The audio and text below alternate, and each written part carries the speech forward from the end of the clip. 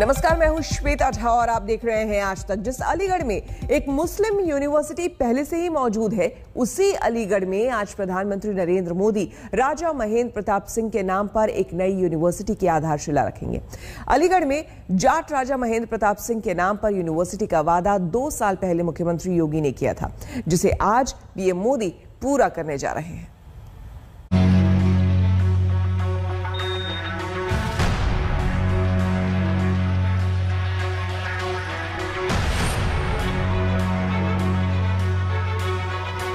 सड़कों के किनारे विशालकाय होर्डिंग्स लग गए हैं, जिनमें प्रधानमंत्री नरेंद्र मोदी की बड़ी बड़ी तस्वीरें साफ नजर आ रही हैं। प्रशासन पूरी तरह चौकस है, सड़कों पर जगह जगह चेकिंग चल रही है। प्रधानमंत्री नरेंद्र मोदी मंगलवार को अलीगढ़ पहुंच रहे हैं। उनकी यात्रा की तैयारियों में रत्ती भर कोर कसर न रह जाए, इस नाते मुख्यमंत्री योगी आदित्यनाथ खुद आला अफसरों के साथ अलीगढ़ पहुंचे और तैयारियों का जायजा लिया।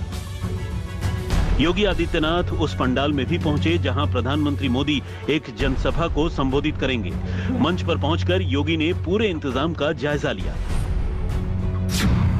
प्रधानमंत्री नरेंद्र मोदी 14 सितंबर को दोपहर 12 बजे अलीगढ़ पहुंचेंगे। मोदी अलीगढ़ से 30 किलोमीटर दूर लोधा गांव में राजा महेंद्र प्रताप सिंह स्टेट यूनिवर्सिटी की आधारशिला रखेंगे। इसके बाद मोदी एक जनसभा को भी संबोधित करेंगे। कार्यक्रम में यूपी की राज्यपाल आनंदीबेन पटेल और मुख्यमंत्री योगी आदित्यनाथ भी मौजूद रहेंगे।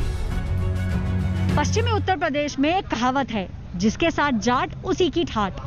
2014 से 2019 तक जाट समुदाय भारतीय जनता पार्टी के साथ डटकर खड़ा रहा है, लेकिन अब की बार मामला कुछ और है। एक तरफ उत्तर प्रदेश के चुनाव आने वाले हैं, तो दूसरी तरफ किसानों का आंदोलन जोर पकड़ रहा है और इन्हीं सब बातों को मद्देनजर रखते हुए भारतीय जनता पार्टी जाटों पर फोकस बनाए हुए है। प्राइम मिनिस्टर नरेंद्र मोदी खुद महाराजा महेंद्र प्रताप सिंह स्टेट यूनिवर्सिटी के शिलान्यास के लिए अलीगढ़ आएंगे। उनके साथ मुख्यमंत्री योगी आदित्यनाथ भी होंगे। प्रधानमंत्री मोदी के अलीगढ़ दौरे को लेकर तैयारियां अंतिम दौर में हैं। मोदी की जनसभा के लिए विशालकाय पंडाल बनाया गया है, जिसमें लाल रंग की हजारों कुर्सियां लगाई गई हैं। इंतजाम ऐसा है कि अगर 1.5 लाख लोग भी जनसभा में पहुंच जाए तो कोई दिक्कत न होने पाए। विश्वविद्यालय की आधारशिला रखी जाएगी, उसी क्रम में यह पूरी तैयारी की जा रही है। जो हमारे सिक्योरिटी की ड्रिल है, उसके हिसाब से पूरी ड्रिल कर ली गई है। SOP के हिसाब से पूरी ड्यूटी लगा दी गई है। जो भी CAPF की टीमें थी, BSF, CRPF, उनकी ड्यूटी लगा दी गई, RF की लगा दी गई और डिफरेंट जो सिक्योरिटी एजेंसी के साथ कोऑर्डिनेशन होना चाहिए था, वो कर लिया गया है। मुख्यमंत्री योगी आदित्यनाथ ने प्रधानमंत्री मोदी के कार्यक्रम की तैयारियों का जायजा लिया तो PWD के दफ्तर में रखे राजा महेंद्र सिंह विश्वविद्यालय के 3D मॉडल का भी मुआयना किया। राजा महेंद्र सिंह यूनिवर्सिटी 92.7 एकड़ जमीन पर बनेगा।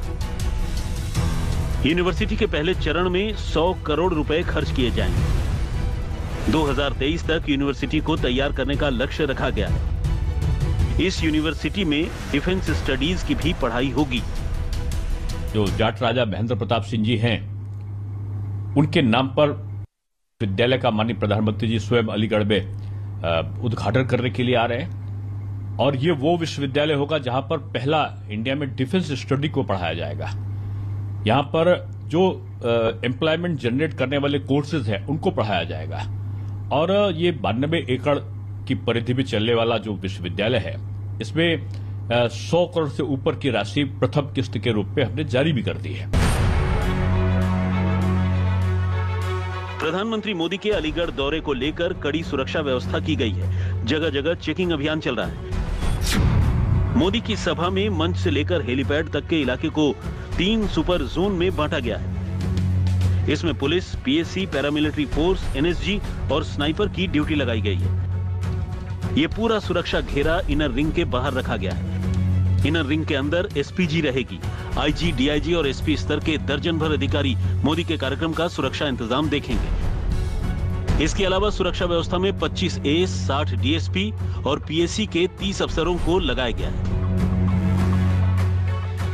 इससे पहले 8 सितंबर को भी योगी आदित्यनाथ ने अलीगढ़ जाकर PM मोदी के कार्यक्रम की तैयारियों का जायजा लिया था।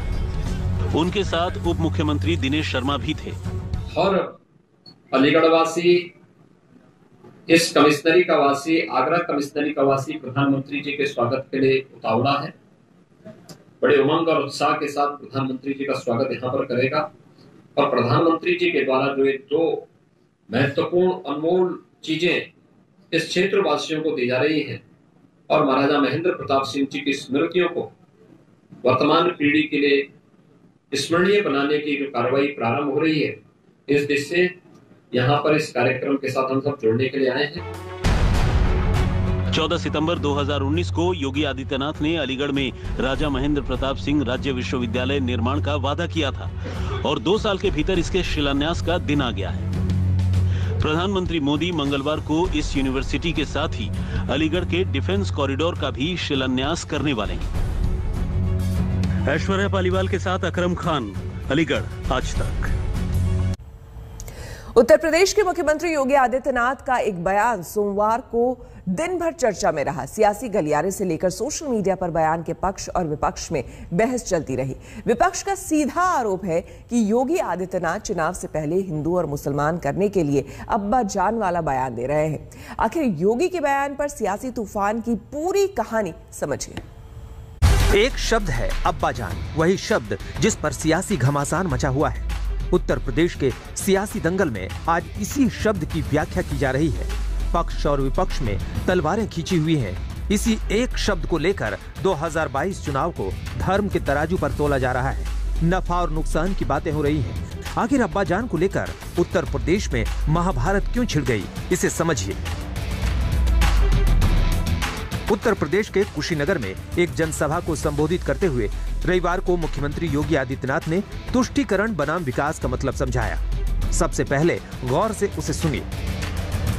अब्बा जान कहने वाले राशन हजम कर जाते थे।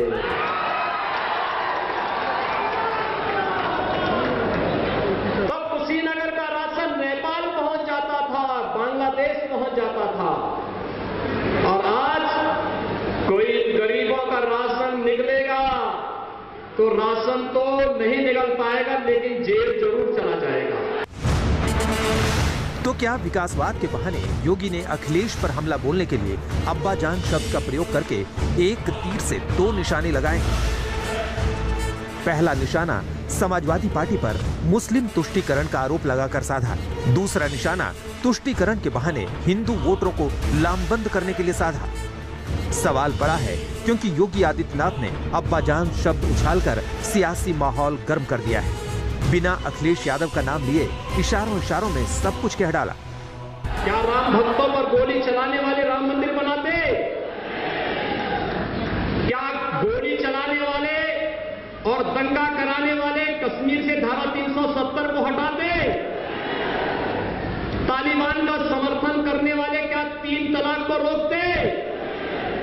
तो भाइयों बहनों, फिर इस जातिवादी और वंशवादी मानसिकता को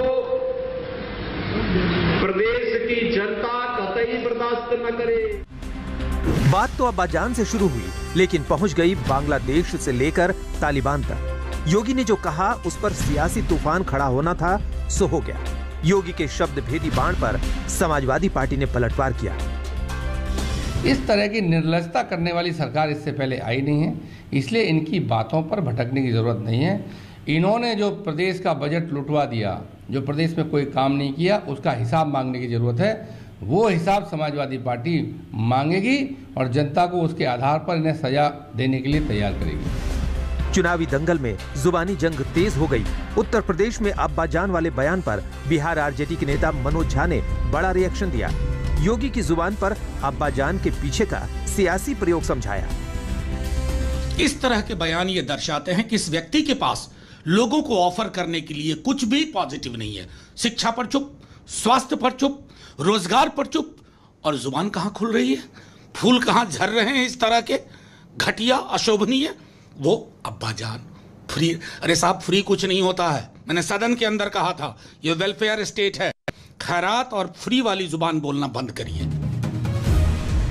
बात निकली तो नेशनल कॉन्फ्रेंस के नेता उमर अब्दुल्ला ने ट्वीट करके अब्बा जान वाली टूलकिट का पूरा खेल समझाया। मैंने हमेशा कहा है कि बीजेपी के पास सांप्रदायिकता और मुसलमानों के खिलाफ नफरत को छोड़कर किसी भी चुनाव को लड़ने के लिए किसी अन्य एजेंडे का कोई इरादा नहीं होता। यहाँ एक मुख्यमंत्री दावा कर रहा है कि हिंदुओं का सारा राशन मुसलमान खा गए। उत्तर प्रदेश में सियासी जमीन तलाश रहे ओवैसी भी पीछे कहाँ रहने वाले थे। योगी के अब्बा जान वाले बयान पर ट्वीट कर सवाल पूछा, अब्बा के बहाने किसके वोटों का पुष्टिकरण हो रहा है बाबा। सियासी बवाल मचा तो बीजेपी के नेताओं ने मोर्चा संभाला। अब्बा जान वाले बयान पर क्या दलील दी, सुनिए। भाषा को भी हम धर्म के साथ जोड़कर, सांप्रदायिक के साथ जोड़कर सांप्रदायिक ध्रुवीकरण की बात करेंगे तो विपक्ष वास्तव में इसका दुरुपयोग करके ध्रुवीकरण कराना चाहता है। उत्तर प्रदेश के चुनाव से पहले उत्तर प्रदेश में सांप्रदायिक दंगा कराना चाहती है। इसीलिए विपक्ष तरह तरह के आडंबर रच रही है और बहाना वो भारतीय जनता पार्टी एवं संघ परिवार का लेना चाहती है। अब्बा का सियासी डब्बा घूमता था पहले, अब जो है वो आज जो है वो समावेशी विकास की बात हो रही है, सर्वस्पर्शी सशक्तिकरण की बात हो रही है। सभी की आंखों में खुशी, जिंदगी में खुशहाली के लिए योगी सरकार काम कर रही है, केंद्र की मोदी जी की सरकार काम कर रही है। तो इसलिए जो है वो अब ये सरकार जो है अब्बा का डब्बा नहीं है। बीजेपी अब्बा जान वाले बयान को सही मान रही है, लेकिन एनडीए टीम के मेंबर जेडीयू की तरफ से एक बड़ी नसीहत सामने आई। ऊंचे बड़े पदों पर जो आसीन राजनेता हैं उनको भी ऐसे बयानों से परहेज करना चाहिए जिससे उनके विरोधी दल उनके बयानों को लेकर के अर्थ के अनर्थ निकालते हो या जिसको लेकर के राजनीति की धारा बदलती हो। ऐसे शब्दों पर, ऐसे वाक्यों पर हम सब लोगों को आचार संहिता के तहत काम करना चाहिए। तो क्या 2017 में कब्रिस्तान और शमशान से शुरू हुआ चुनावी प्रयोग अब 2021 में अब्बा जान और तालिबान में बदल गया है? कुशीनगर से संतोष कुमार सिंह के साथ आज तक ब्यूरो। नए कृषि कानूनों पर केंद्र सरकार और किसान टस से मस होने को राजी नहीं है, लेकिन इस बीच किसानों की मांगों के समर्थक पंजाब के मुख्यमंत्री अमरिंदर सिंह के सुर बदलते हुए दिख रहे हैं। कैप्टन ने किसानों से अपील करते हुए कहा है कि अगर उन्हें आंदोलन करना है तो पंजाब के बजाय दिल्ली और हरियाणा चले जाएं। अपने पंजाब नूं ना बिगाड़िए, उत्ते दिल्ली करना है तुसीं करो जो कुछ करना है, प्रेशर लियाना उन्हां ते लियाओ, मनाओ उन्हां नूं, लेकिन इत्थे पंजाब की डेवलपमेंट वाला पचाकी है। जिस पंजाब से निकलकर देश भर में किसान आंदोलन फैला, उसी पंजाब के मुख्यमंत्री अब अपने किसानों से मानो ये कह रहे हैं कि बस बहुत हुआ, माफ करो। पंजाब विच भी 113 जगह किसान बैठे ने, ਇਹਦਾ फायदा की होगा? आर्थिक तौर पर नुकसान पंजाब का ही हो, फायदा की है? वो जो दिल्ली कर रहे हैं, हरियाणा कर रहे करन, तुसी उत्थे करो, लेकिन 113 जगह पंजाब दे विच बहना और पंजाब की आर्थिकता नूं कमजोर करनी, ਇਹਦਾ कोई फायदा नहीं।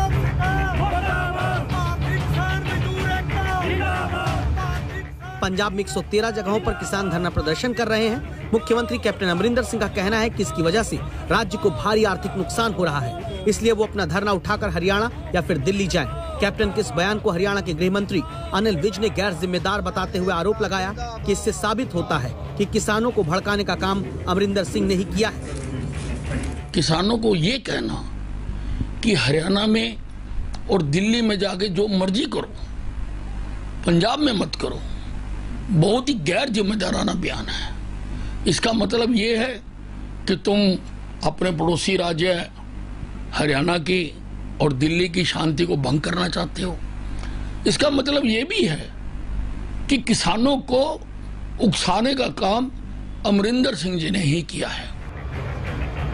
दिल्ली की सीमाओं पर बैठे अधिकतर किसान हरियाणा, पंजाब और पश्चिमी उत्तर प्रदेश के हैं। इन सभी जगहों पर किसानों को रिझाने के लिए तमाम वादे और दावे किए गए। हरियाणा सरकार ने करनाल में लाठीचार्ज से नाराज किसानों को मनाने के लिए एसडीएम के खिलाफ जांच के आदेश और मृतक किसान के परिवार को मुआवजा, साथ ही सरकारी नौकरी देने का ऐलान किया। लेकिन चुनावी साल होने के बावजूद अमरिंदर सिंह किसानों को दिल्ली जाने के लिए कहते हैं। सत्येंद्र चौहान, चंडीगढ़, आज तक। हम रुकेंगे यहाँ पर एक छोटे से ब्रेक के लिए, बने रहे हमारे साथ, देखते रहिए आज तक।